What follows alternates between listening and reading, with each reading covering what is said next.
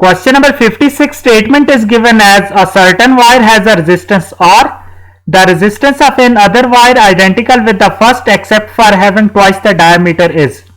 That is, we have given two wires which are identical to each other except for the diameter of the second wire is twice the diameter of the first one. And we have to calculate the resistance of the second wire in terms of the resistance of first wire. General expression for resistance can be written as R is equal to rho L over A, where rho is the resistivity, L is the length of wire and A is the cross-sectional area. As the two wires are identical except for the diameter, so rho and L will be constant for two wires. And R1 can be written as R1 is equal to rho L over A1. And similarly, R2 can be written as rho L over A2.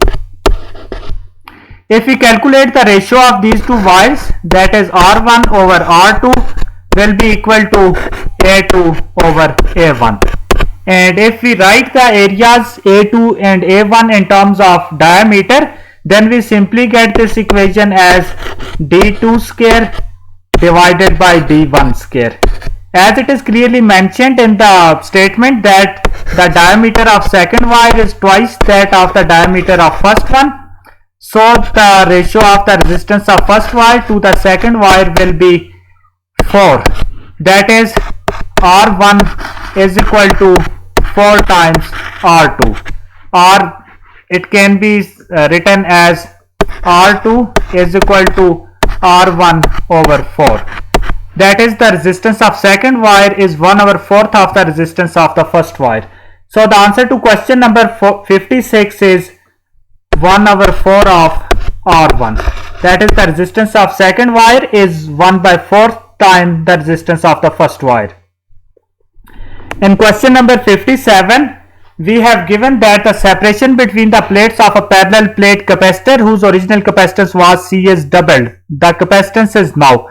Capacitance of a parallel plate capacitor can be simply written as C is equal to A epsilon naught divided by D when there is no medium between the plates of a capacitor. And if the separation is doubled, it means that D prime is now 2D. So the new capacitance C prime will be simply A epsilon naught over 2D prime. That is, C prime will be equal to C over 2. In question number 58, we are asked that the time required to charge a capacitor depends on. As time constant for a RC circuit is written as the product of resistance and capacitance, so the time required to charge a capacitor directly depends on the resistance and capacitance in a circuit. Question number 59 is stated as a current is flowing north along a power line. The direction of the magnetic field above it neglecting the earth field is. That is, the current is flowing in the direction of north, and if we apply the right hand rule here, the magnetic field due to this current will be along the east direction. That is, the magnetic field is in the direction of east. And the answer to question number 59 is east. In question number 60, we have given that when a diamagnetic substance is inserted in a current carrying coil, the magnetic field.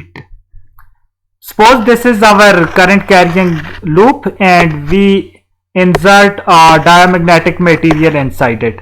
When this diamagnetic material is placed in current carrying coil, it polarizes and some of its molecules magnetic moment will align in the opposite direction of magnetic field. That is, not all the dipoles align in the direction of field, some align in the opposite direction, so the overall value of the magnetic field decreases.